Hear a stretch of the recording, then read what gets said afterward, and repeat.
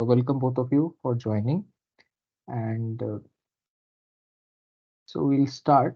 So let other people join. So anyway, we are recording this session. So my name is Siddhartha Sarkar and I am a TA for this course. So this is not a beginner's course. So this is not the first course in algorithms. Hello. Yeah, so if you have any questions, you can unmute yourself. But if you don't have any questions or comments, then please keep yourself muted. Hello, Ashish, do you have a question?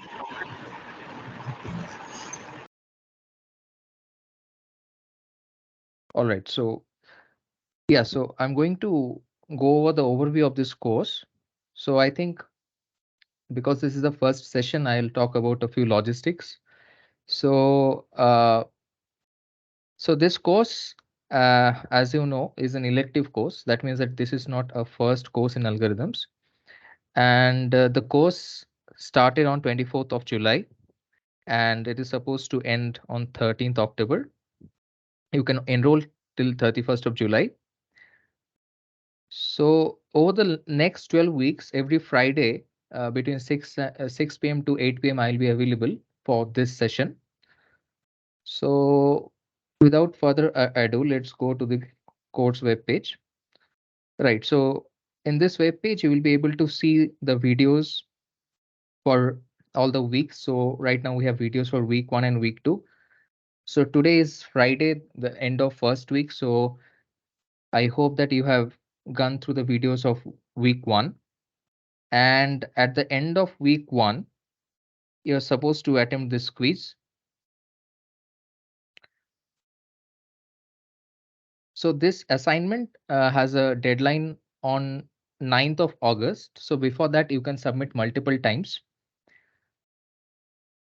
So the last submission that you will have will be graded. Okay, so my plan today is because this is the first TA session, so to say, I'll be very slow and gradually we'll speed up in the subsequent sessions. So if you have any questions, we can take the questions. And today, I do not know whether you have watched the videos or not, but I will expect that next week onwards, you will at least watch the videos of that particular week, and then we can have a fruitful discussion. If you have any doubts, you can ask me. Uh, it may be possible that I may not answer the question immediately, but I'll definitely look at it and will come back to you if I cannot answer that immediately. Okay, so other than that, there is a forum. So okay, this side page I already opened. So there will be a place where you can ask questions.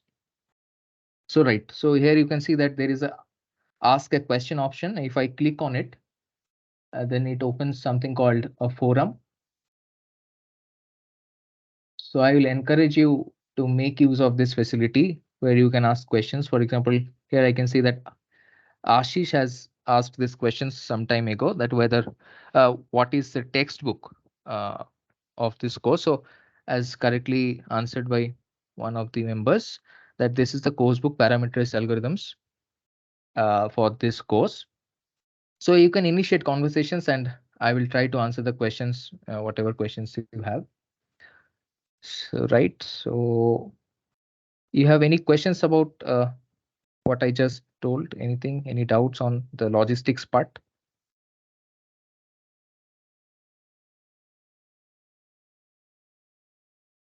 Okay, so let's go back to the course page. Right, you're also getting announcements on this page. So whatever we have to announce, we'll announce and you will get an email corresponding to that. You can also look up the announcements if you have missed any email. And please fill this feedback form after this session is over. So this feedback will help us curate the course for you because the videos are already available. So they're basically rerun. So all the interaction that we'll have is through this session once a week. So it will be helpful for me and the team if you give us some feedback on the course and how it should be organized, so we can try to curate accordingly. Okay, so anyway, so let's I want to just get an honest feedback from you whether uh, if you have watched any videos today. I mean, if you haven't watched, then you can just say that you haven't watched. Then I will be starting from even more basics than what I usually planned. So, is there anybody who has watched all the videos of week 1? You can raise your hand if you have watched all the videos of week 1. All right. So there doesn't seem to be anybody who has watched all the videos. So is there anybody who has seen the first video of week 1?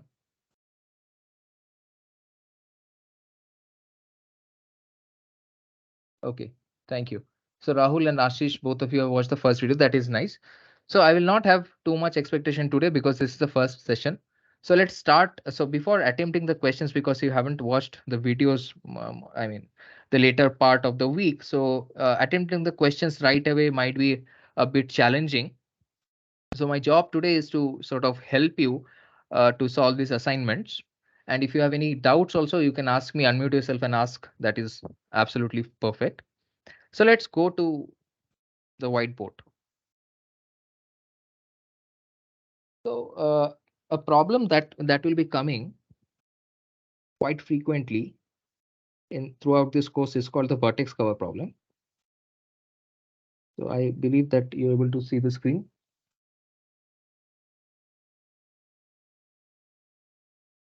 Okay, so if you're not able to see the screen or if you're not able to hear me, then please let me know.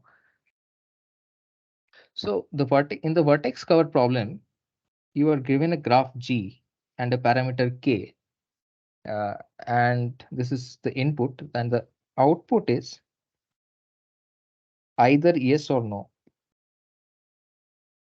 So basically, we're asking the question that does there exist? So this symbol means does there exist a subset of the vertices of the given graph such that the number of vertices in this subset is at most k, and for every edge u comma v in the graph,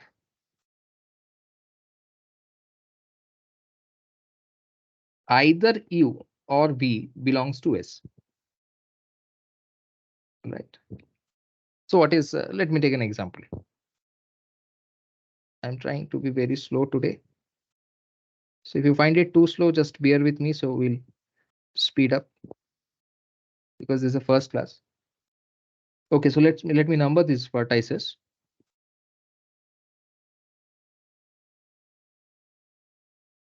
All right. Okay. So the question is, you have to, so let us give a value of k.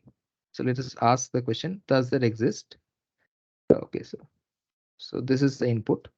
So this is the graph G, and you have an input k. So we are asking the question that is it possible to pick, let us say, sorry, yeah.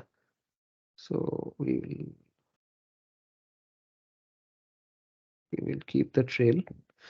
Okay. So is it possible to sort of pick 4 vertices such that all the edges are covered? That is to say, for every edge, you have one vertex inside your set. So we want to construct a set whose cardinality is at most 4. So here, let us give it a shot. Let us give it a try. So observe that the central vertex has to be picked for this edge or this edge or this edge to be covered. Because if you don't pick the central vertex, you'll be forced to pick 7. And let me use a different color. Let me take green. So if you do not take the central vertex, then to cover the edge 7, 8, you have to take 7. Hi, Shubhadeep. If you have a question, then you can ask me, or you can please mute yourself. Yes. Thank you. All right. So So I was giving an example of vertex cover. So I have given a graph G and an input K which is equal to 4. So now I'm saying that to cover the edges 7, 8, 2, 8, and 5, 8, you have to pick either the central vertex or you'll be forced to pick these three vertices. Okay, 2, 7, and 5. And once you have taken 2, 7, and 5, then there is no way using only one vertex because you've already used a budget of 3. Now you're left with only one budget. So with one vertex, you cannot cover so many other edges. So many other edges are left, right? So a prudent idea would be to pick the central vertex and then you have a budget of 1 which is exhausted. One budget is exhausted. So you're left with budget 3. So now you have to choose three vertices. So if you are taking 8, what else can you do? So now you are supposed to cover these 8 edges. Now, how many edges are there? 1, 2, 3, 4, 5, 6, 7 edges are there. So is it possible to cover the 7 edges using 3 vertices? We'll just give it a try. So if I pick one, then that covers this and this. If I pick 3, then it covers this edge and this edge. And if I take this vertex, it will cover this and this edge, but this edge is remaining. So with some more trial and error, you will be able to realize that it is. So maybe you can try, give it a thought. So I think that 4 vertices will not be able to cover all the edges in this case. So do you think that 4 vertices, is there a vertex cover of size 4? Anybody for this graph?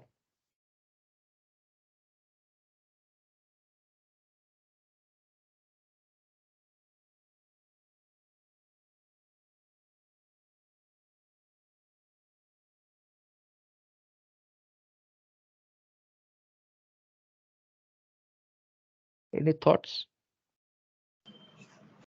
Sir, 1, 8, 3, and 6. Okay, let me mark. So you are saying 1, 8, and what else? 3 and 6. 3 and 6. Okay. So which are the edges that are covered? Let us also mark these edges. So 1 is covering this and this. 8 is of course covering everything in between. 3 is covering these two. 6 is covering these. So how about this edge? 4, 5. This is not covered, is it? Yes, 4, 5. Okay. Okay. Any other thoughts? Anybody? It might be possible to get 4 vertices, but we have to see. There are so many possible ways in which we can pick 4 vertices out of these 8 vertices.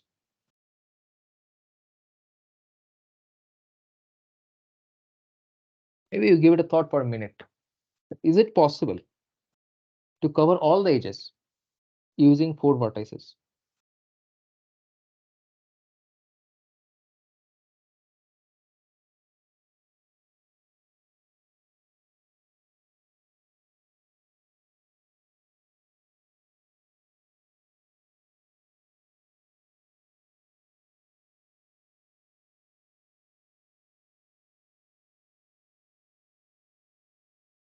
Okay, so let's try to do one thing. Yeah, anybody? Yeah, someone wants.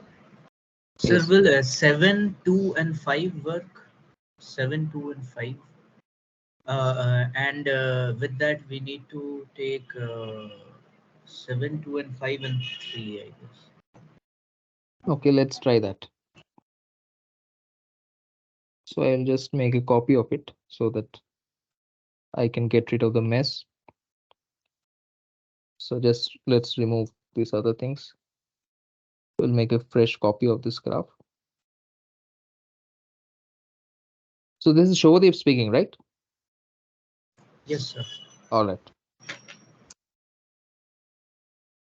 Okay. So you said 7. So let's take 7.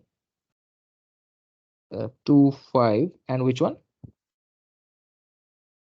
And anyone 3 and 4. Correct. Correct. 3 Correct. or 4. Correct.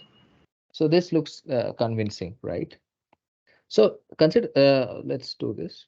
So 7 is covering 1, 7, 6, 7, and 7, 8. 2 is covering 1, 2, 2, 3, and 2, 8.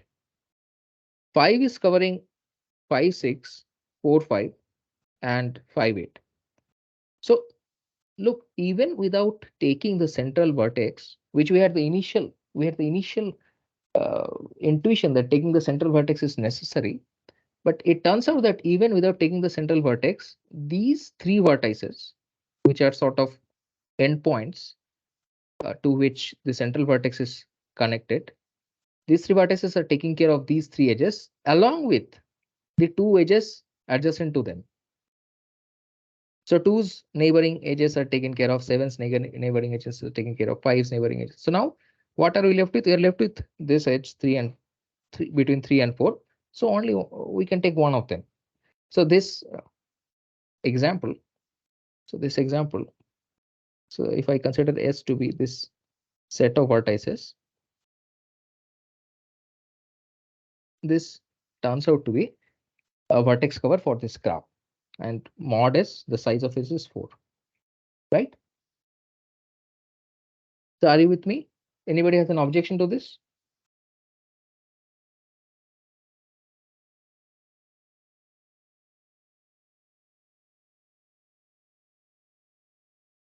Okay, fine. So this is a small graph. So therefore, we can answer this question that does there exist a subset of the vertices with at most k cardinality such that all the edges are covered? So because the graph is small, we can answer this question by looking at the graph and doing some trial and error. But if the graph is large, let us say n vertices, then there are n choose k ways of forming a subset of k vertices of the graph. And then after we make the selection of these k vertices, then we ask this question that whether these vertices form a vertex cover or not. So basically, how many? So n choose k is roughly how much? Is roughly into the power k. So much time is required to sort of find out whether there exists a vertex cover of size k, right? Okay.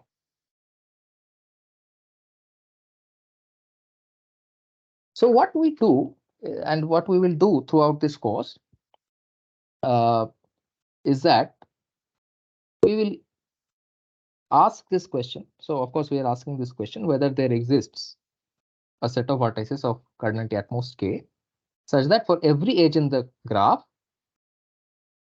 there is at least one endpoint of the edge which is contained in S.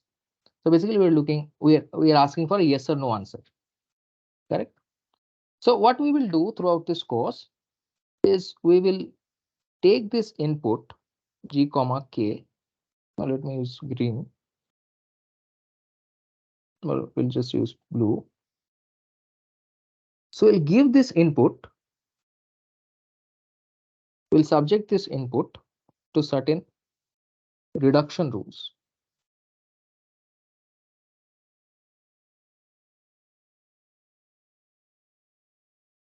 And so the input to the reduction, what we get is a reduced instance. So this is the original graph for the original instance. And we apply some reduction rules to the graph. And after applying the reduction rules, we get a reduced instance. Okay. So we'll look at what these things mean more in more details.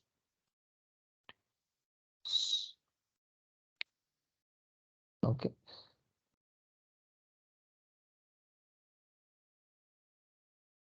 So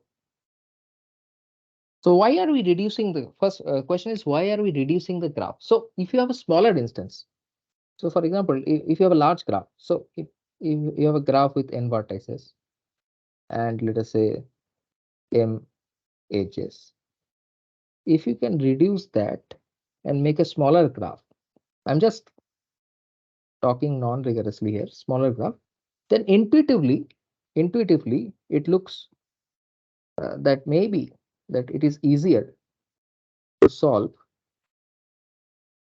the problem on this smaller graph. Okay. So this process of reducing the input into something smaller using a set of rules, this process roughly is called kernelization. So in this week, we have seen uh, for a set of natural problems how kernelization is done. Okay, right. So now we'll probably go. So now we have the context of what is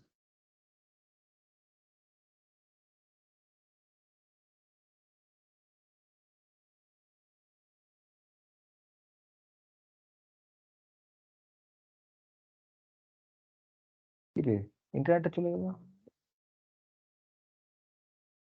Okay, I lost the connection for some time. Okay, there was a connection issue on my side. All right, so okay, so the first problem is on lecture 5. So I think it will be more difficult for you to look at this problem now right away because it is from lecture 5. So let's look at something that we can deal right away. Yeah, so let's look at this problem. This is the second, we're looking at this second problem. So I'll give you a head start on this problem. So because this is from lecture 1, I hope that you'll have some context about it. But anyway, I'll go through the problem. So you are given this graph. So this graph has how many edges? A, B, C, D, E, F, G, H, 8 edges.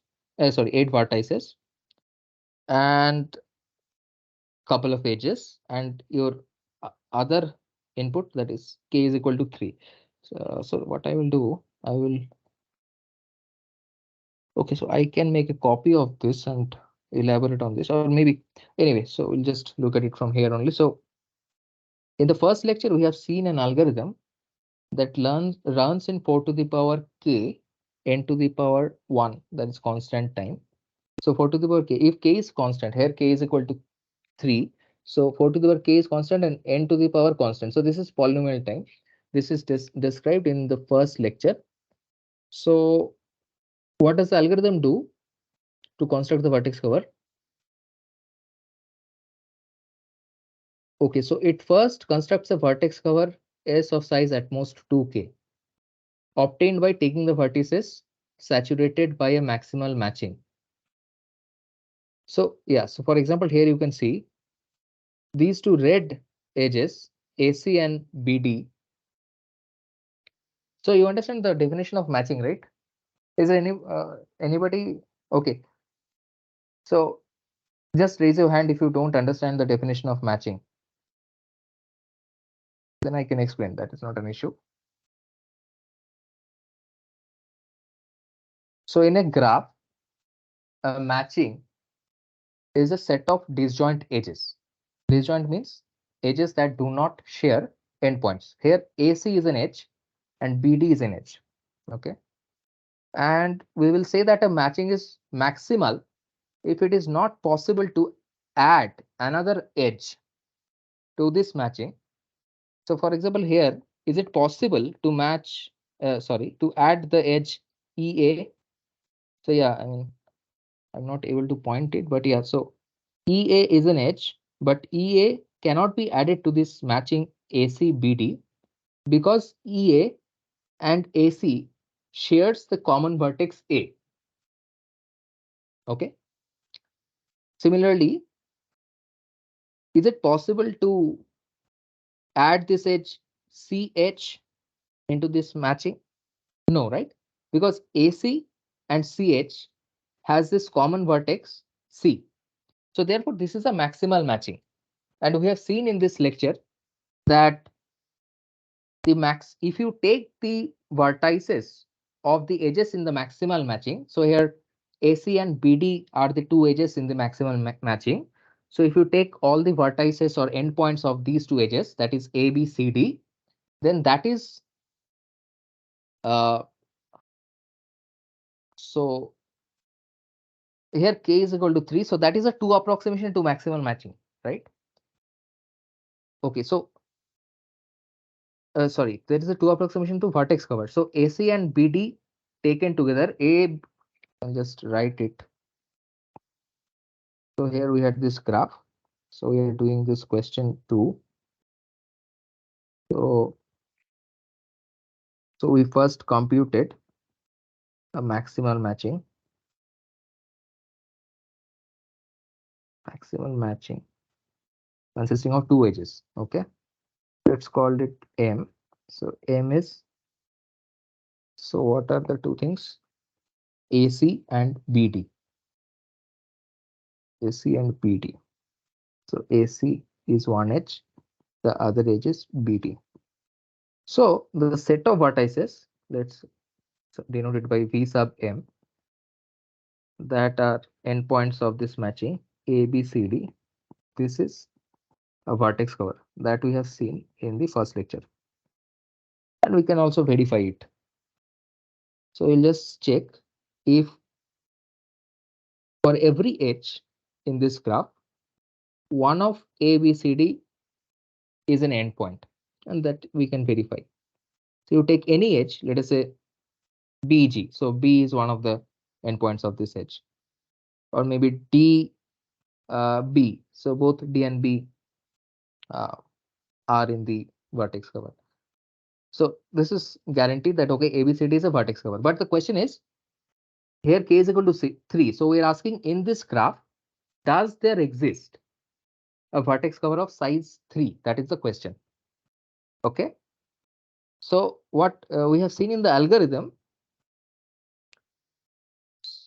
so we can manually look at it that whether 3 vertices will be sufficient for the vertex cover. But the question is asking that the way the algorithm has been described, whether the algorithm is going to output yes or no. So what does the algorithm do? If you have looked at the lecture, so you will be able to, first let me read the question. So the question is, recall that for every subset Y, which is a subset of S, okay? So what is S? S is the vertex cover. So S is ABCD. So I named it M. So let me name it, I named it VM. Let me name it S. So this is the vertex cover. They are calling it S. Okay. So S is ABCD. S is ABCD. So what is the algorithm? So you look at a subset Y of S. So you look at a subset Y of S. So let me go back. So consider a subset Y of S. Okay. And what are the vertices to consider? And check if Y union open neighborhood of S minus Y intersection I is a vertex cover. Okay. So everybody is comfortable with the open neighborhood concept. Okay, let me write it. So we check. Y comma S. So what do we have to do in the algorithm? Check if, okay, Y union neighborhood of S minus Y, that is open neighborhood, intersection I, this thing is a vertex cover. That's what you have to check. So that is the rule. R1, let us say. So that is the reduction rule, so to say.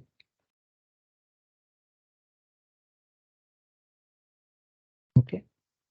Yes, I have written it correctly. Y union neighborhood of S minus Y intersection I. So, and then we check whether it has size. What is the size of this thing? Then we will check that what is the size of this. Is size of this set at most k? If yes, then we are going to output yes. Then the algorithm is going to output yes. What is meaning of yes? That yes, it is a vertex cover, or it has the graph G. Yes means, what does yes mean? That yeah, G has a vertex cover of size at most k. So, any questions so far? Open neighborhood, yes. So open neighborhood means the following. So let me go back to this picture. Yes, open. Is that the only question, or there are other questions? Let me check. Okay, so Ashish is asking.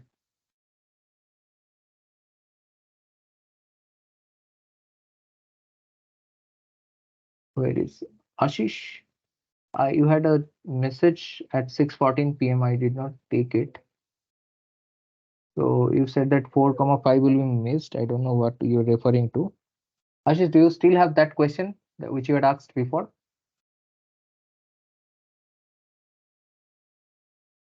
Okay. So Ashish is asking, will you please explain n, so that open neighborhood of the set S minus Y? Okay. And Shubhadeep is also asking the same question. So let me go to the whiteboard and first define what is open neighborhood. So let me take a different example. So let me take this example.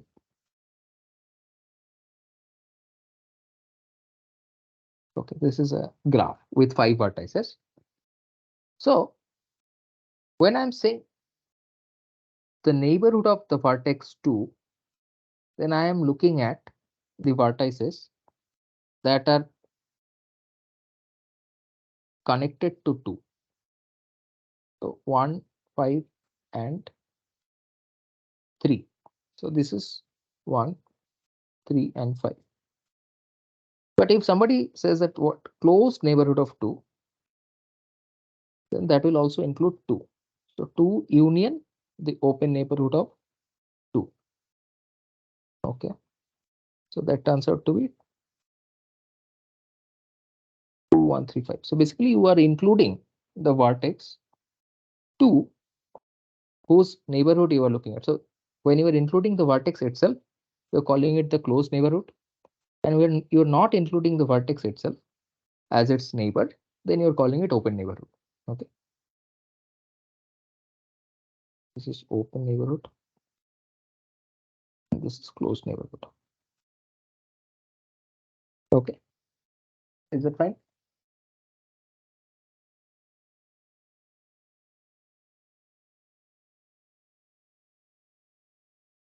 Which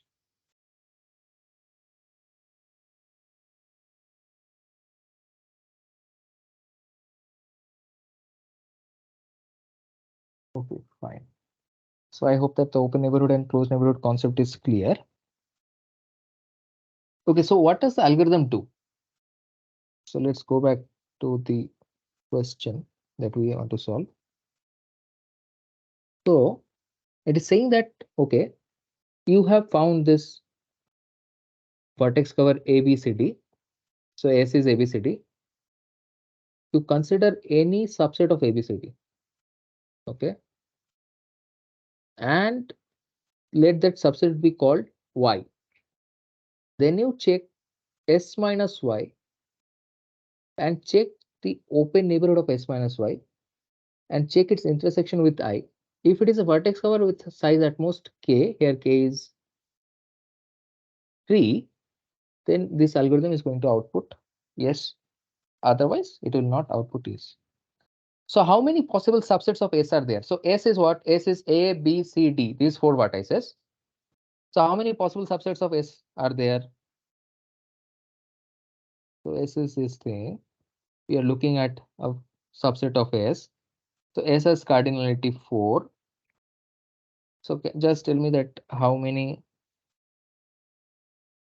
possible subsets of S can be there.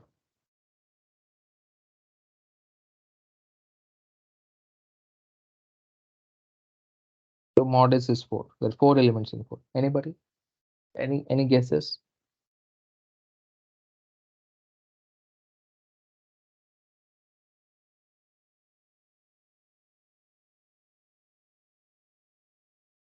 Okay. So there is an easy way to look at it. So when you construct a subset of S, so S has 4 elements. So you are either you consider any element. So for example, let us say A. So in the subset, you will either pick A or you will not pick A. So you have two choices for A. So one choice is yes, you pick A, and the other choice is no, you don't pick A. So basically, for every element, there are two choices. So therefore, because there are 4 elements, so there are 2 to the power 4 possible subsets of S. Okay. Is that fine?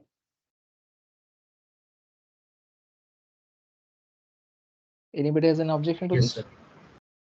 Okay. So now, so what is our rule? Let me copy this. So this is the rule we are going to do. We are going to apply. This is the algorithm doing.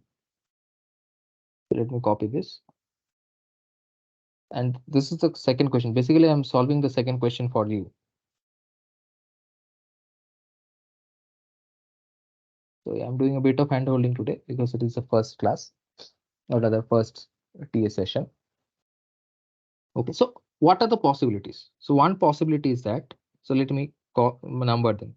One possibility is y is 5. That is empty set. Okay, right. So what happens in this case? So we should have the graph. So you should open the graph. So let me just copy this graph. It will be easy.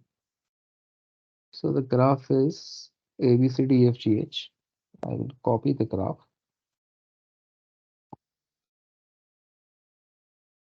The graph is A, B, C, D, E, F, G, H.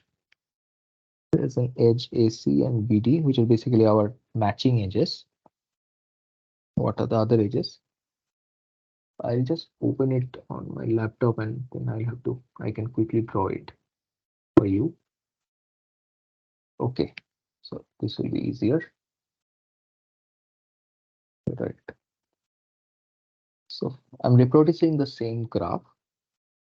A and B are connected. B and C are connected.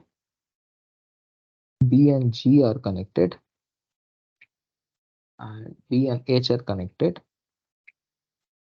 D and H are connected. C and H are also connected. F and A are connected. E and A are connected. Any other edges? So how many edges are there? 1, 2, 3, 4, 5, 6, 7. 1, 2, 3, 4, 5, 6, 7. 8, 9, 10. 11 edges. Okay. 1, 2. G is connected to A. That edge we have missed.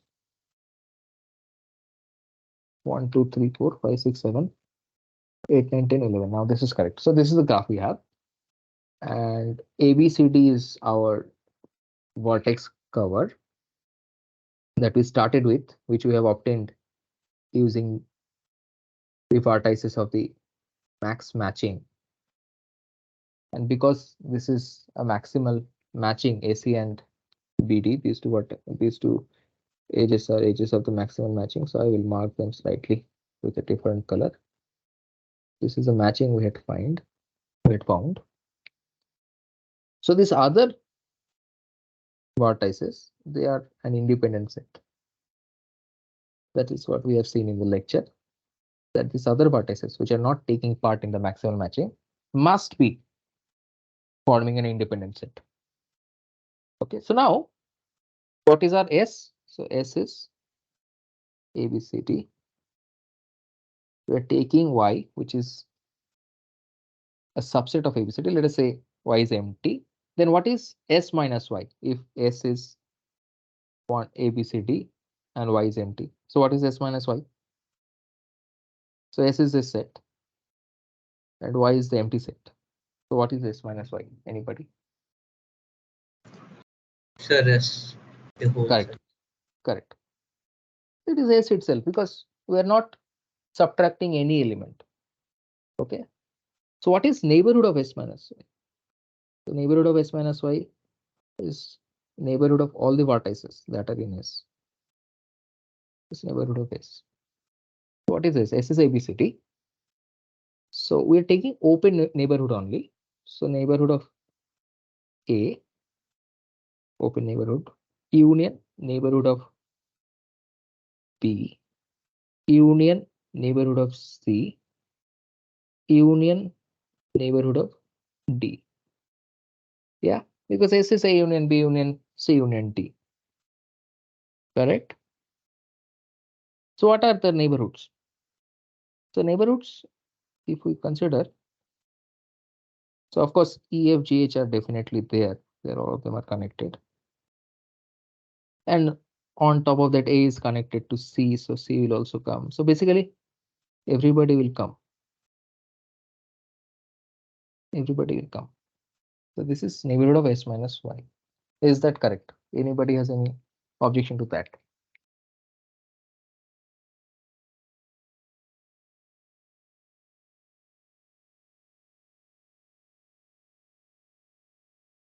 Right, no objections.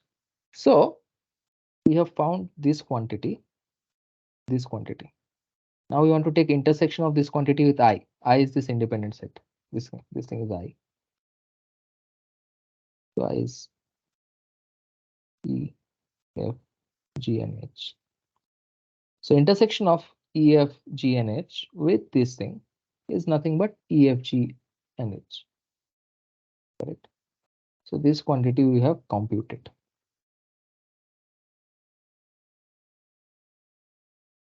This quantity we have computed. This turns out to be E, F, G, H. So what is this entire quantity, which we want to check whether it is a vertex cover or not? So I is empty, and this second part is EFGH. So this entire quantity is nothing but EFGH. Okay, so this is a vertex cover, as we can see. So E is okay. So is this a vertex cover or not?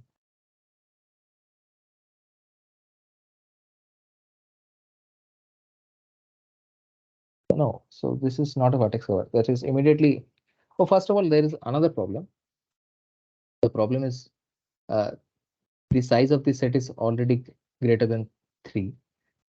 So what is the question? The question is saying whether there is a vertex cover of size 3 or not. So look at the question once again. The question is, yes, look at this. So in the picture, you can say input is k is equal to 3. So this is whether or not this is a vertex cover is a different thing, but this is already a 4 size set. We are only interested in vertex cover of size at most 3. So this is ruled out. This is ruled out. So this thing. So for y is equal to empty. For y is equal to empty. This thing cannot be a vertex cover of size at most 3.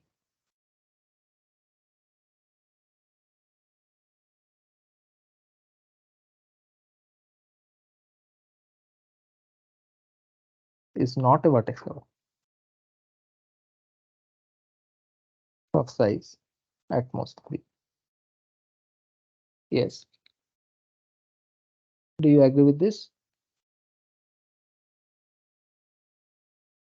Look, take a look at it for a few seconds, maybe.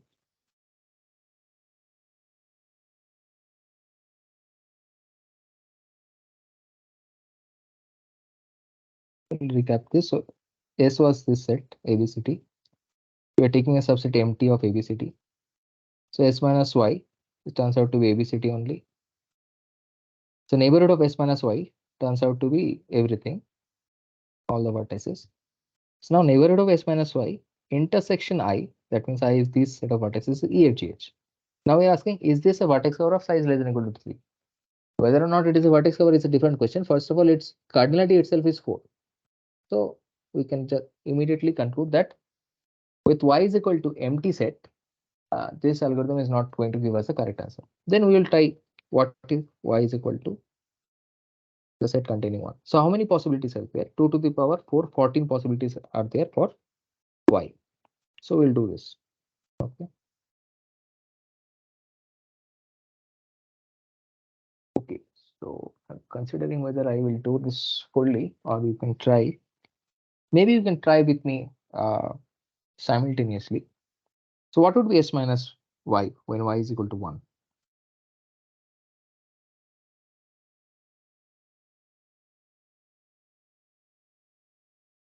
So what is s?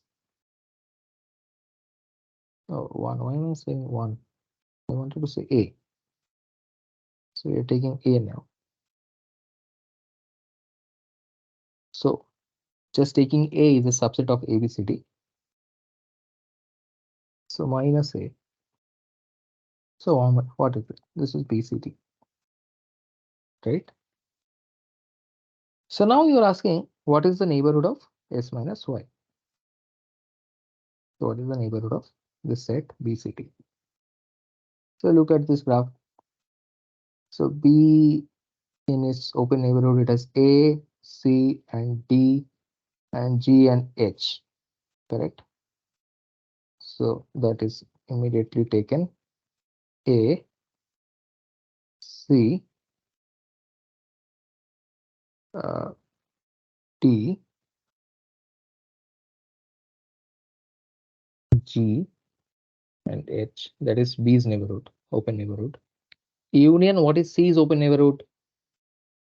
So C is connected to A, B, and H. So this is C's open neighborhood. Okay. Union, open neighborhood of D. So D is connected to B and H. That's all. Right? So B and D. Sorry, H. This is your neighborhood of S minus Y. So which one is missing other than, okay, all ABCD are there. E and F are missing, right? So other than E and F, all the vertices are in this set. No, E and F are not there. A, B, C, D, G, and H are there. Correct? Sir, basically, what we are doing, we are removing all the all the vertices that are in the independence, but in the independent set which are connected to A or connected to the Y, the vertices in Y, right, sir? Because we have to intersect it with the independent set again, Correct. like So further we basically, have. if I understand your question correctly, so what is the meaning of what is the intuition behind this? That is the question. So what we are looking at? So we're looking at Y. So in this case, Y is this. And out of these three things, whatever is in the neighborhood of these three things, so we are looking at which are the vertices in the independent set that are neighbor to S minus Y. So we saw that, okay, BCD is neighboring to G and H only. So here we will filter out G and H only. Yeah. So I'm doing it sort of step by step so that there are no confusion. So when you are right, so when we will take this intersection with the independent set, so we'll be only left with uh, G and H. So what is I? I is E, F, G, H. So we are only going to be left with G and H. So G and H indicates nothing, but those vertices in the independent set which are adjacent to S minus Y. Those vertices in the independent set that are adjacent to S minus Y. S minus Y is BCD here. So BCD has no connection with the E and F. Therefore, only G and H are in this set. Correct? Does that answer your question, Shubhadeep? Yes, sir. Okay, thank you.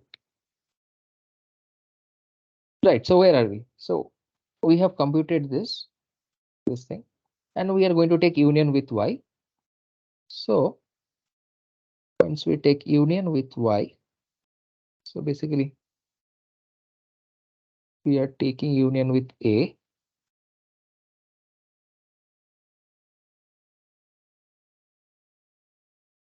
So this is A, G, H. So this is our set. Now we are asking the questions. What are we checking? That is this a vertex cover? First question is this a vertex cover? A, G, and H. Okay, so A is connected to E, F, G. B also. So B is also taken care. C is also taken care. G is connected to B. H is connected to C and D. So yes, AGH is a vertex cover. So there is no H which is not covered by AG and H, correct? So A is connected to E, F, G, C, and B. So what are we left with? We're left with GH and D. So GH are already in our vertex set. So D is adjacent to H. So AGH is a vertex cover. AGH is indeed a vertex cover. And its size of this thing, what is the size? Size is only 3. So we have gotten yes answer.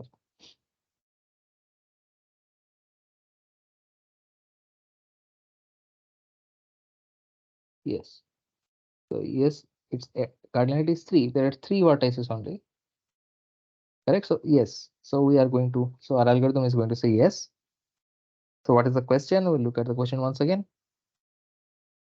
So recall that this thing. So the output of our algorithm is what? So our algorithm is going to say yes, there is a vertex cover that is nothing but A, G, and H, and its cardinality is at most 3.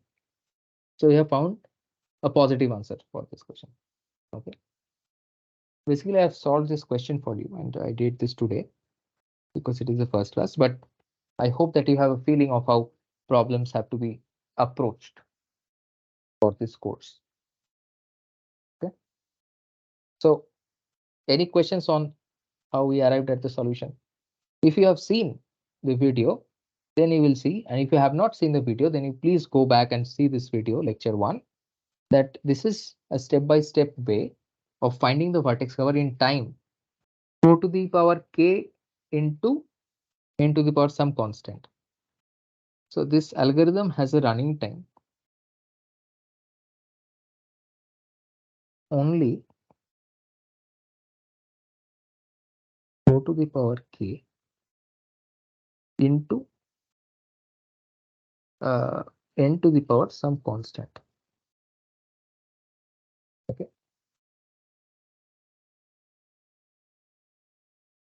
So in this case, what will be the running time? So k is 3. So the running time will become 4 to the power 3 into n to the power some constant. So that is 64 n to the power some constant. So that is if C is something like 1 or 2, maybe if C is 2, I don't know exactly what it is. So that would be a polynomial time algorithm. Okay.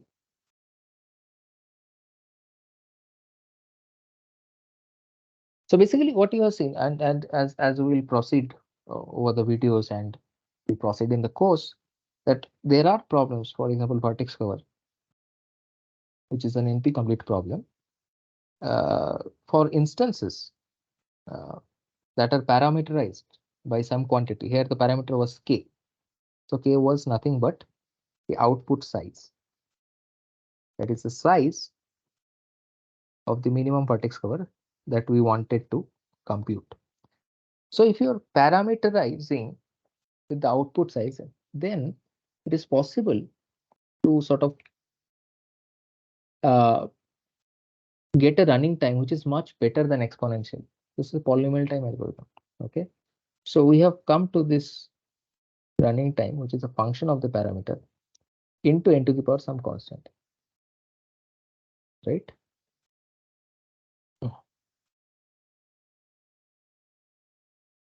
So this is much better as opposed to what we had before, right? Yeah.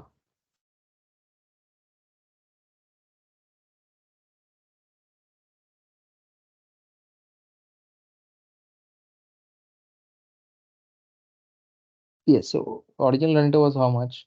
So it was n to the power k. So if we uh, brute force and wanted to get wanted to check all the k subset of the vertex set, then n choose k was sort of n to the power k. So we have got an improvement on the running time. So basically, yeah. So parameterized algorithm allows you to get improvements on running time, but then a parameter is associated with it. Okay, so now I don't know whether the other problems I should go over because you. Is there anybody who has seen lecture 2? There is a question on lecture 2.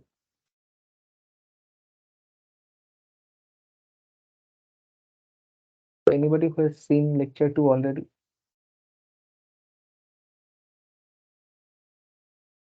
All right. So there is nobody who has seen lecture 2.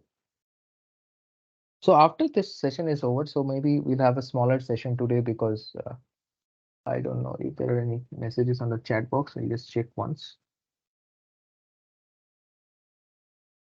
Okay, Ashish was asking a question. Sir, AGH does not include any of B, C. Let's go back.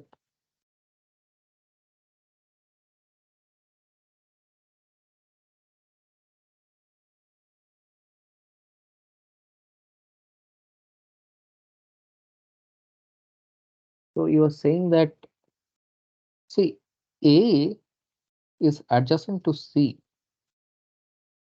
and also A is adjacent to B. So if you consider A inside your vertex cover, so it is a question. So he's asking the question for others. So he's asking the question that whether, just write the question for everyone's sake. So he's asking,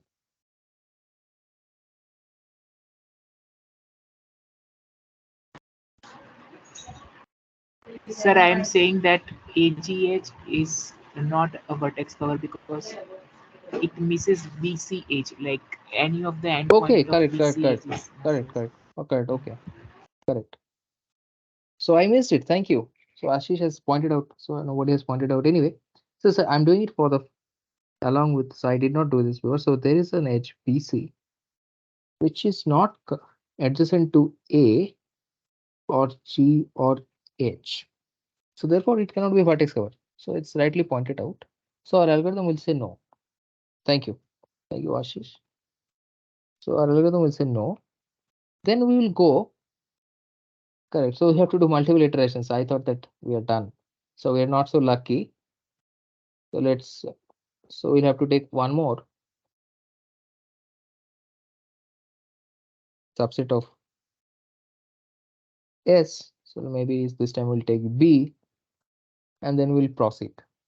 But yeah, so the idea was to give you an idea of how to proceed for this problem.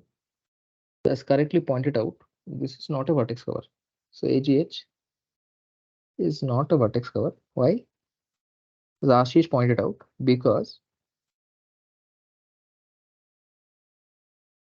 the edge BC is not covered. I missed it. Thank you so much for pointing it out. We'll just look at the diagram once again if I have to drawn it correctly. Correct, BC exists. So BC, because BC exists, so AGH is not sufficient to cover all the edges of this graph. Rightly pointed out. So I hope that you are careful, and if I make any mistakes, you rectify me. Okay, so what if we take y is equal to b? Then again, we have to compute the neighborhood of s minus y.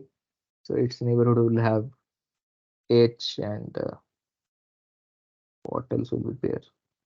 C doesn't have anybody. Okay, EF and H will be there, and then that is not already rolled out because EF and H, including A, will be a vertex cover of size 4. But yeah, you have to do it couple of times, at most 16 times, and then you will be able to answer conclusively whether there is a vertex cover in this graph of size 3 or less. Of course, this is a small graph. You can be clever and just look at it and try to see whether there is a vertex cover of size 3, but that is not the question. The question is whether the algorithm will report yes or no for this question, that whether this graph G contains a vertex cover of size at most 3. That is the question. So, Ashish, do you want me to go over the other possibilities, like doing this for otherwise, or No, you sir, no, comfort? sir. I understood properly. Okay, thank you. Okay, so my objective is to sort of give you hints for all the problems. So let's move to the second the other problem. So lecture 2, I were going in order. So lecture 1 had this question. So I don't think lecture 5, lecture 4 we can do today, but yeah. So let's look at this question, which is in lecture 2, and I think it's a quite approachable, easy question, and you'll be able to do it. All of you who are listening to this should be able to do it. Okay, so what is the question? So the clique problem. The clique problem. So the clique means a complete graph. So the clique problem is asking. So let me write it down. You'll be also able to. So this is question number. What is the question number? Question number 5. Okay. So we are looking at question number 5. Sir, can we say clique is basically capital KN, like we say Yes. K3, K4? Yes, that is right. So this is a clique in n vertices, or also equivalently a complete graph in n vertices. So this is the clique. So what is the clique problem asking in our context? So it has an input, a graph G consisting of vertices and edges, and a parameter K, and the output it is expecting that you either say that yes, there exists a clique of size K, or if there does not exist any clique of size K, so all cliques are less than K, size of every clique, then you say no. So basically, you're asking, does there exist a complete graph,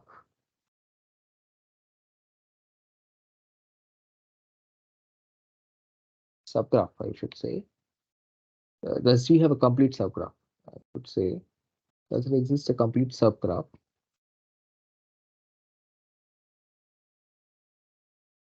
in G of size at least K?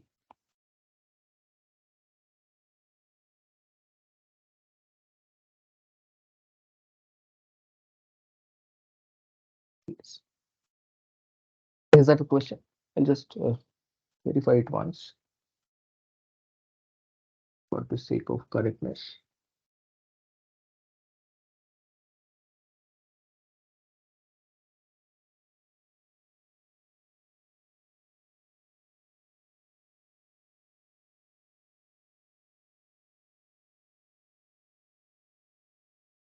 I'm just looking from the book. So the book is saying that there is a graph G and an integer K, and the question is, does there exist a set of K vertices of G that is a clique in G? So that is the other way of looking at it. So maybe I'll just write exactly what the book is writing. So the question there in the book, it is written that, does there exist a set K, a set of K vertices, sorry. Does there exist a set of K vertices of G That is a clique in G.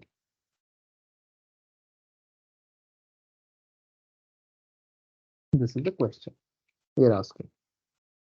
Okay, now let's go back to the question. So you understand the question. So basically, given a graph, let me take an example.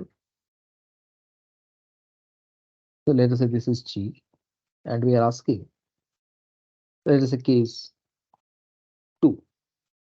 So we are asking, does there exist a set of two vertices that is a clique in G? So what is a clique of size 2?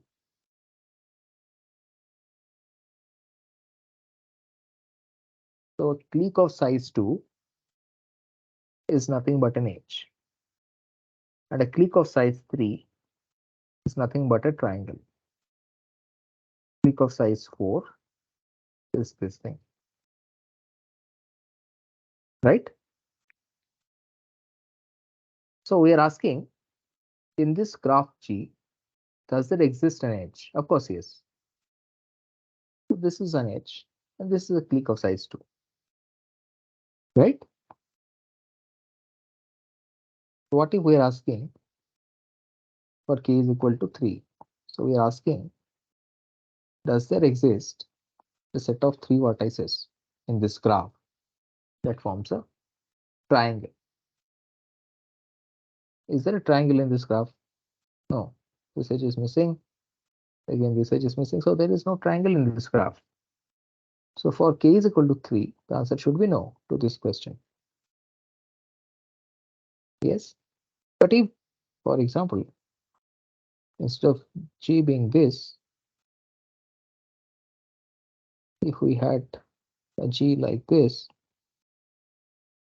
then there would be a triangle. So for k is equal to 3, or maybe this one. So for k is equal to 3, the question that whether there exists a set of vertices, 3 vertices, that is a clique, that is a triangle, turns out to be true. Is that correct? So the definition is of the problem is this. So are there any questions? Let me check. Right, there are no questions so far. So now let's go back to the question. What is the question asking? So although you have not seen the video, but you should be able to understand. It's a simple question.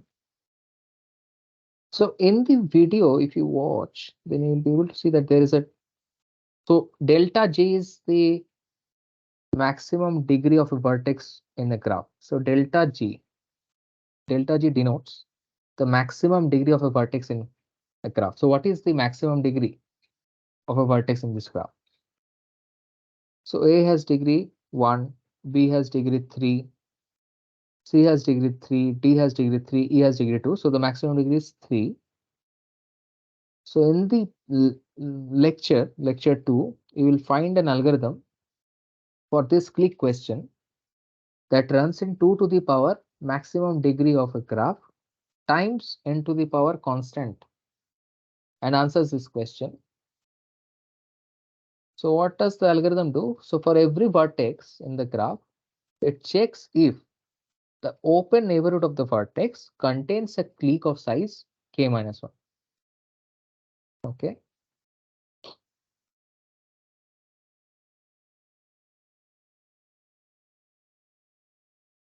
Right. So what is our algorithm going to do? So k is equal to 4.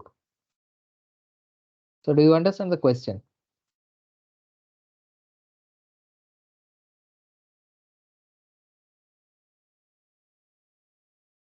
So read the question once again.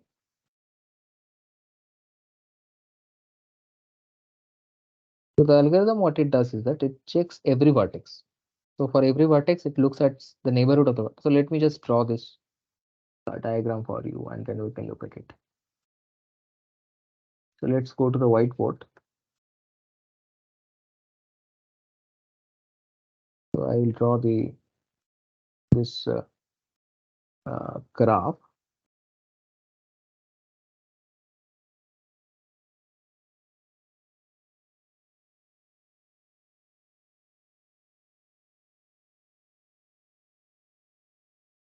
Right.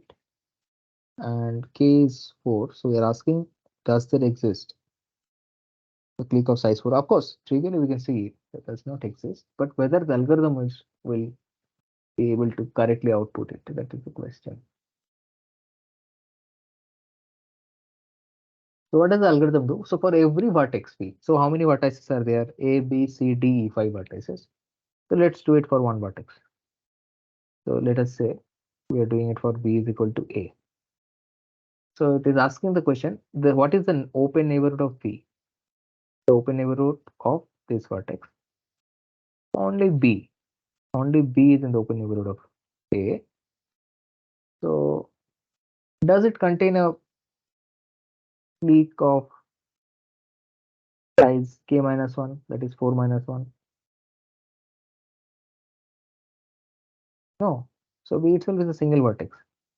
So this is directly no. Then we will look at maybe b, and then so what is the situation when b is equal to b, that we will check. So likewise we will check the 5 cases.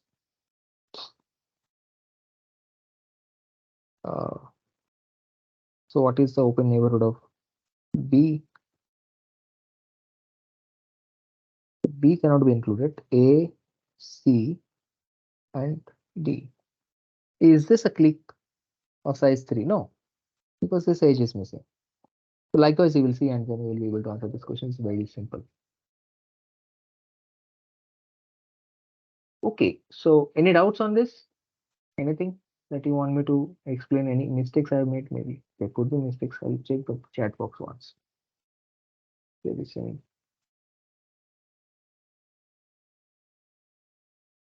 Okay. No questions so far.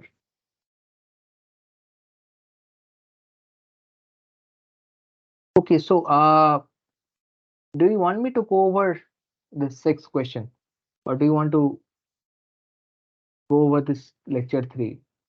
Is there anybody who has gone through this lecture 3 already? Anybody has seen this lecture 3 for a few minutes, a couple of minutes?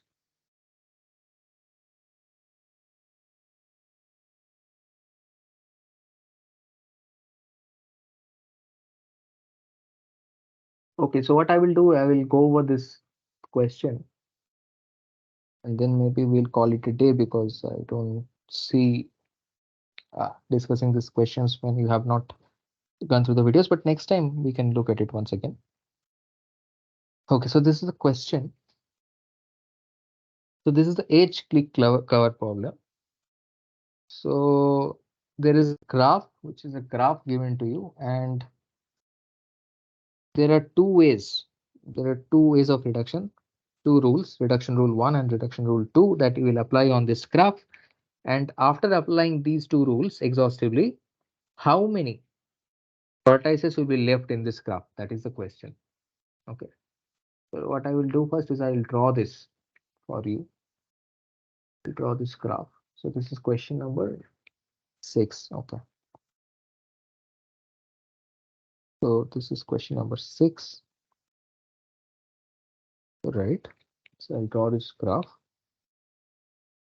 So maybe I'll give it some numbering for ease of exposition.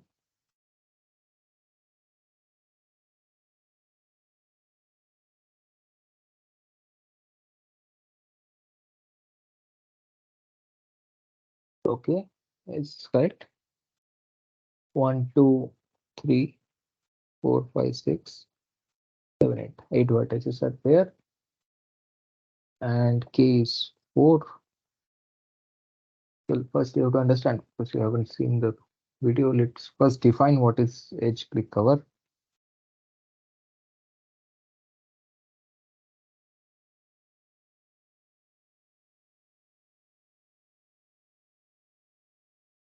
So you are given as an input a graph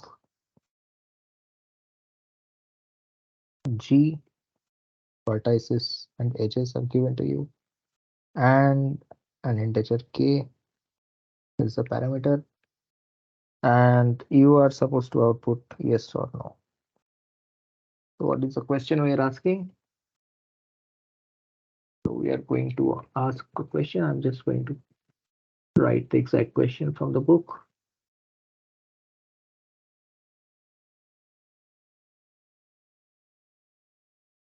Okay.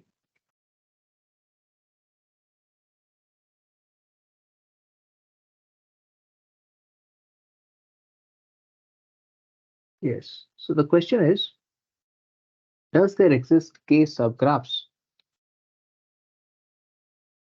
The question is, does there exist k subgraphs? H1, H2, HK of G such that ST stands for such that each HI is a clique and the edge set of G is an union of these cliques.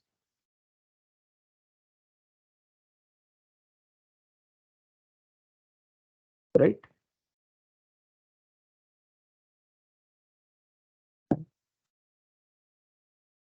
So in this case,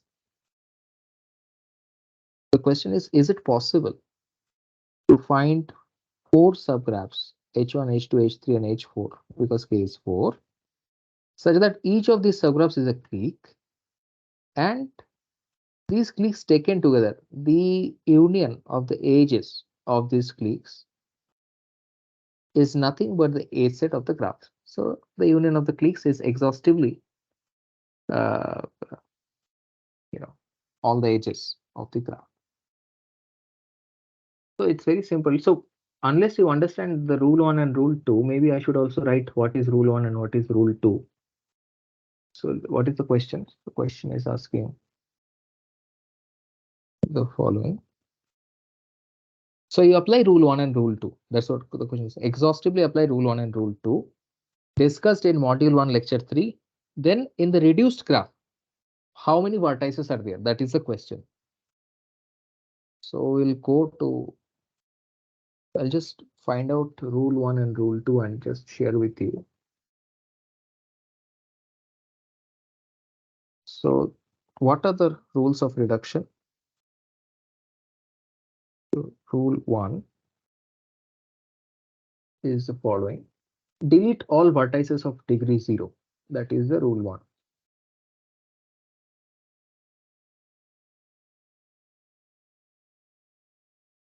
So in this graph, if there is a vertex with degree 0, that is, there is an isolated vertex, then you delete that vertex. That is rule 1. What is rule 2? So if G contains an edge u comma v, if the graph input graph contains an edge u comma v with the open neighborhoods of u being same as the open neighborhood of v, then you contract. That means you take these two vertices u and v and make it one vertex. You contract uv. Okay. If uv, so basically you had two vertices u and v, and then you contract them together, and that becomes one vertex. So you have reduced the number of vertices in the reduced graph by 1. So that is, again, the question is, in the final version of the reduced graph, how many vertices are there after all these reductions are performed? So if uv was an isolated edge, then what you do? You decrease k by 1. That is the rule. That is the end of the rule. So do we have an isolated edge in this? What is an isolated edge? That means an edge that is not connected to any other vertex. So is there an isolated edge in this graph? Anybody? So this is the graph we're looking at. So first of all, rule 1, is this applicable? Is there any vertex of degree 0, any isolated vertex?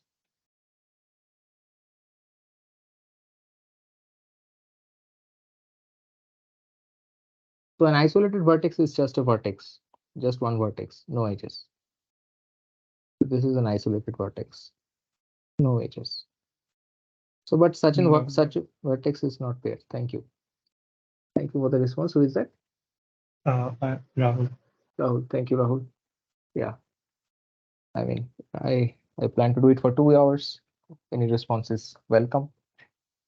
Okay. So there is no isolated vertex. So first rule is not applicable. So second rule is, if there is a vertex U which has the same neighborhood as the vertex V, then you contract UV. So so what is the neighborhood of 1? So let's find out the neighborhood of 1. So what are the vertices connected to 1? 2. Right. Only 2 is connected. 1. And what are the vertices connected to 2? 1. Correct. Yes. So the neighborhoods do not match. But what does the rule say? The rule says that if G contains an H, U comma V, neighborhood of U equal to neighborhood of V.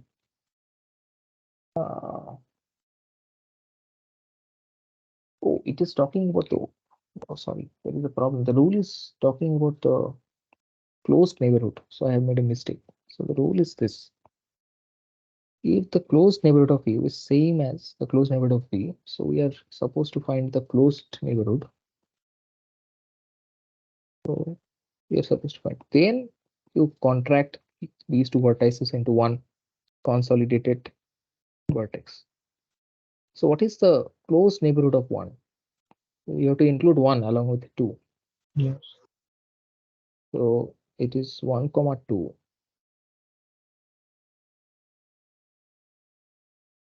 Right. So what is the closed neighborhood of 2? 1,2.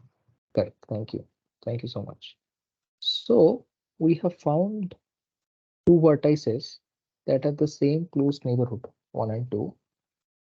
Then the rule says that you will contract U comma V. So basically, in the reduced graph, after applying this rule to this edge, U comma V, what we will do is we will contract this edge and we'll make it one vertex and call it 1, 2. Okay, now we have one vertex less in this graph, and then K becomes reduced by 1. So initially K was 4. Now K will become 4 minus 1, 3. So now you will do this operation. Okay, so this rule 2 you will apply repetitively for every edge, trying to see. Okay, so sorry, you will, yes, for every edge you will try to apply. So for example, you take this edge and find the open closed neighborhood of 5 and find the closed neighborhood of 7. If they're the same, then you'll do. So basically that's how we'll do it repetitively. I will not do this operation because it is just a mechanical operation. I think you have got the idea of how to apply the rule. And finally, you will find that what is the number of vertices left. That is your answer for this question.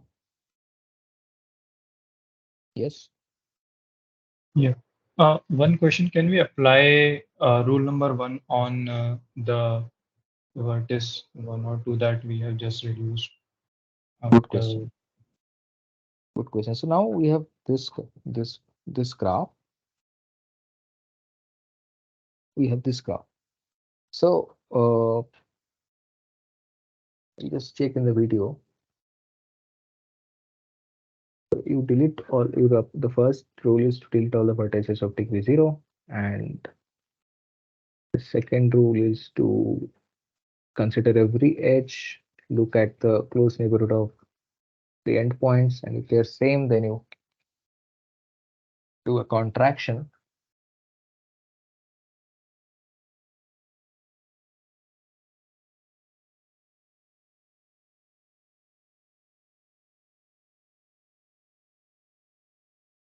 So I think because you have a reduced graph, so the earlier input was this. This is the original input we started with, and now we have a different input. This is another input. So I think rule 1 will be applicable to this vertex, I believe. Yeah. Because on the next input, we apply the same set of rules. That is how it should proceed. So I think rule 1 and 2 both will be applicable on this. But I will confirm this. If what I'm saying now is incorrect, then I will update this and I will post it in the forum. But as of now, you can make an assumption that on the reduced graph with reduced parameter, both rule 1 and rule 2 will be applicable. So you can make an assumption, but if it is not true, then I will update it on the forum. Okay. I think the question says that we exhaustively apply rule 1 and rule 2. So I think it should be applicable again because we are Yes, just iterating again. Okay. makes sense. Makes sense to me. It's a very nice question. Because yeah, the word exhaustively is there. So it must be applicable because we will keep on applying the rule as long Yes. as it is possible to apply the rule. Okay, so this is, we're already in lecture 3, but since you guys have not gone through the lectures, oh, there's one more question from lecture 3. Maybe we can look at it. So it is 1.5 hours. So if you're okay, then because only 3 of you are here, so maybe we can go for another 10-15 minutes if you're okay with it. And we can Yeah, look at one more that's question. fine. All right. Okay. So we'll go to, so we are looking at this fourth question. So fourth question is also based on lecture 3, right? So in this question, you are given a set of points and you apply exhaustively again some reduction rule, which is discussed in this lecture 3. And after application of these reduction rules, you have a reduced instance. That means you have less number of points left. And what is the number of points left in this reduced instance? That is the question. So first we will look at the definition of the question. What is point line cover? So what I will do is I will copy this diagram on the whiteboard. This is question number 4. Okay. So here is the diagram.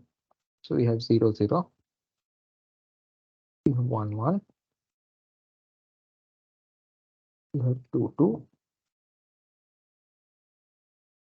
3, 3. And here you have 4, 2.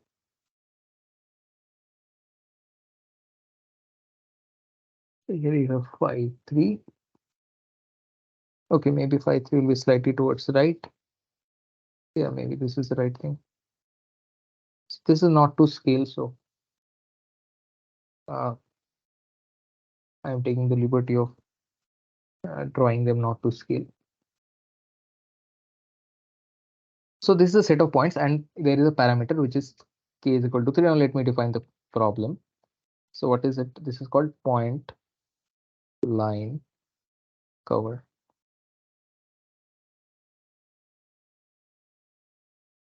So what is the question? So what is the input? So input is a set of points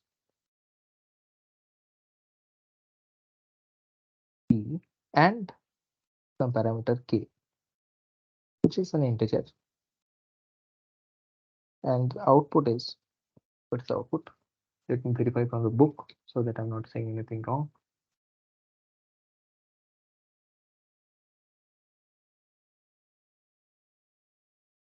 It is 1, 2, 3, 4. The number of the reduced instance has what number of points?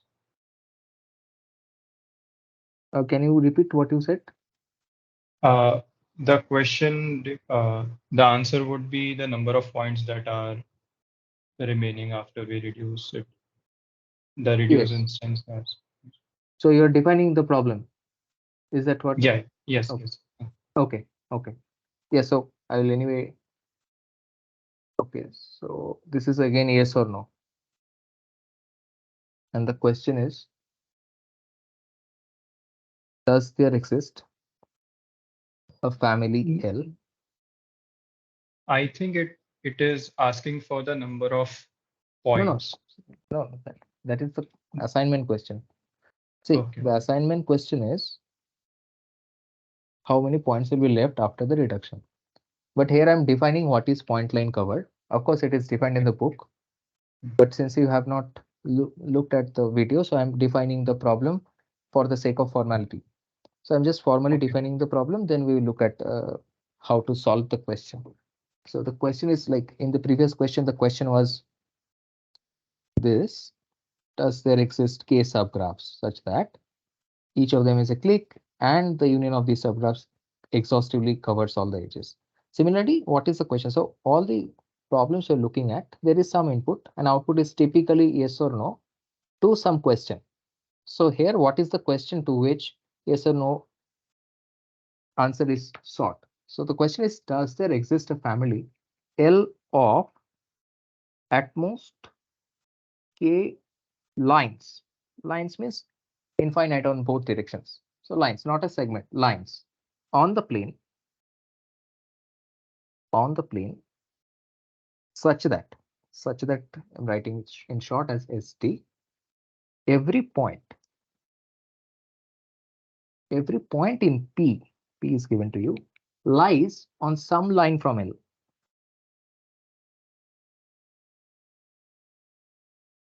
So that is the definition of the problem. So here is an example, set of, and maybe you're asking, does there exist 4 lines? Let us say k is equal to 4, and the question is asking, does there exist 4 lines that can be drawn on the plane such that every point in this set lies on some line or the other? For example, let me try to draw some lines. So I don't know, maybe this is a line that is taking care of these 3 points. Maybe this is one line taking care of these 2. I don't think so that 4 lines will be sufficient. So now, yeah, we cannot do. Maybe this line will take care of. So yeah, one more line was necessary. So yes, so I'm not drawing to the scale. So I can see that here I have drawn 4 lines, but they were not sufficient to cover these 2 points. But maybe there is a way to do that. But this is just to illustrate the point. Anyway, so here again we go back to the question. We have been given a set of points. How many points are there? 8 points are there, and the question is, does there exist 3 lines, k is equal to 3, that can cover all the points? So you apply reduction rules. So we have to first see that in the lecture, what is the reduction rule?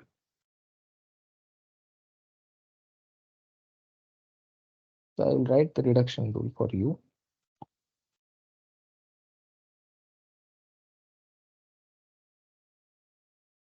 What is the reduction rule? So if there is a line L, if there exists a line L covering more than k points. So here k is how much in the question? 3. K is 3. So our reduction rule says that if there exists a line covering more than 3 points, then what you do? Remove all points covered by L.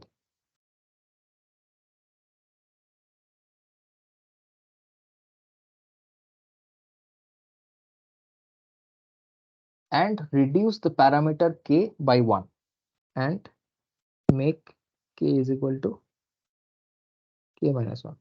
Okay, I will just write k. This is a general rule. So if there is a line L that covers k or more points, then we remove all those points. And we are saying that, okay, this line we are taking, and therefore now we are going to take at most k minus 1 lines. Is that fine? So this is the rule. We look at this picture. We'll have the rule before us. We have the diagram as well as the rule.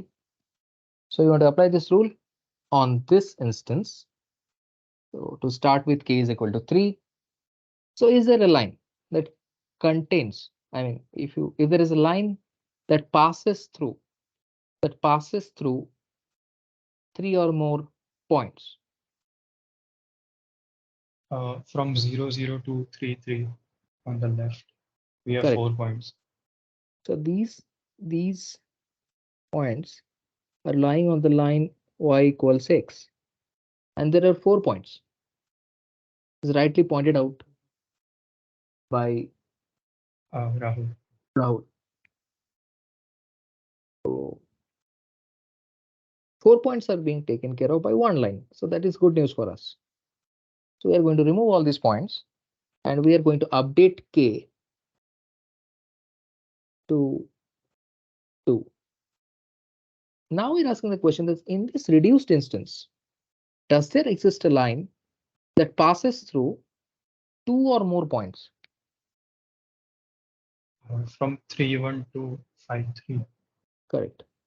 Thank you. So you're getting a feel of it. I think, yeah. I think if I stop it here, then you will be able to do this. So anyway, so what is this equation? What is the equation of this line? This is how much? This is x minus 2, right? This is the line y is equal to x minus 2. And now we are deleting all these points. Now we are going to reduce k to 1. Okay. So what are the options? Okay.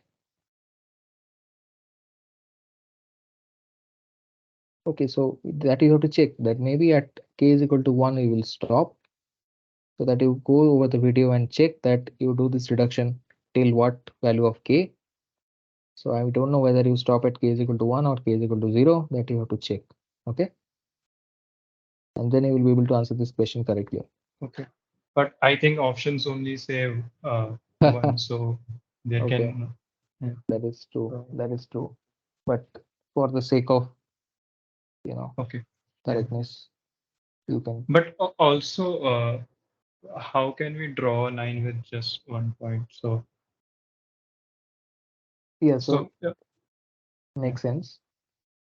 Makes sense to me that if there is only 1 point, you can draw a line in any direction. That is true because a line is defined by at least 2 points. Yeah. Okay, but still we can check the video. So I'll Yes, just go through it. yes. Yes. You can call me by name. That is fine. So it is 7:40. We have done how many questions we have done? We have done all the questions from lecture 1, lecture 2, and lecture 3. So, okay, this is lecture 5. So this question, so I will encourage you. So this is sort of the most difficult question in this entire assignment, the question 1. So I'll encourage you to spend some time on this. So it will probably take more time than others. So Okay. we have, yeah. So we have covered lecture 1, lecture 2, and lecture 3. I don't think lecture 4 question will be a problem if you understand the definition of three heating set. So you can look at the definition of three heating set from the book or from the lecture. So if you're using the book, I will suggest you that you go towards the end of the book. In the there is an appendix where all the problems are defined. So problem definitions section is there. There you can just look up the definitions. Then it will save you a lot of time instead of looking at these videos. Of course, I encourage you to look at the videos, but if you're short of time, then you just go to the end of the book. If you have downloaded the PDF, that is fine. Then you look at the problem definitions. There is a appendix called problem definitions that you can quickly look up what is the definition of a problem. Because throughout this course, we will be looking at multiple problems and to look at the particular video and then find out where at which timestamp the problem is defined is kind of difficult. So that is one piece of tip from my side. Okay. So are there any, I think you will be able to do all these questions, except this question is, I believe if you spend enough time, you'll be able to do this first question also. So if you have any questions from any of the week 1 videos, next time we meet, you can ask me. Of course, next time we will look at the assignment for week 2, but all these questions that we have seen in week 1 that you can ask me because the deadline is quite far from now. So deadline is 9th of August. So next time we're meeting next Friday, that is 4th of August. So we will have time to submit this assignment even after we meet next time. All right. Yes. That's fine. Okay. Okay. So from that is all from my side. If you have any question, anything you want to, we can talk. That is fine. So 3 of you are here.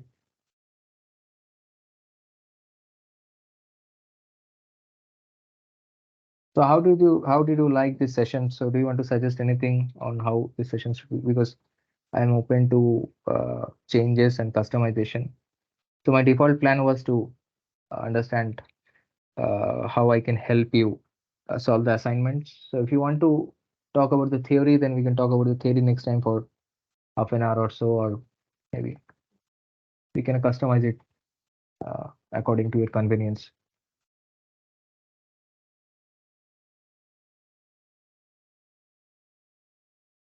For me, I think the session was very exhaustive, and I think even though I didn't watch all of the videos, but I still got the point. And the good thing was that you were explaining the things that were required for the question. So even if I didn't know beforehand, but if Yes, you explained, then I got to understand what we are doing in the question. So I yes, think that was great. And yeah, I would not suggest anything else. And I think we are doing right. But the only thing is that we have to be a bit more prepared next time. We have to watch the videos beforehand so we yes, can actually participate and solve the problems. yes. So you don't have to wait till Friday. You watch the videos, you have a problem, you post a question in the forum, I will answer it. That's fine. And yeah, so my default plan was to not expect anything as a prerequisite from you, because it will be a turn off for many of you if you're thinking that okay, I didn't watch the videos and then I'm going to the session, I won't understand anything. That kind of situation should not happen. Even if you don't watch the videos, I will try to make sure that there is minimum prerequisite so that you can solve the questions. But if you watch the videos, then it will only reinforce your understanding. So I'll always encourage you to watch the videos. Okay. Yes. Okay, then. Is there any suggestions, anything from the other two members in this session today?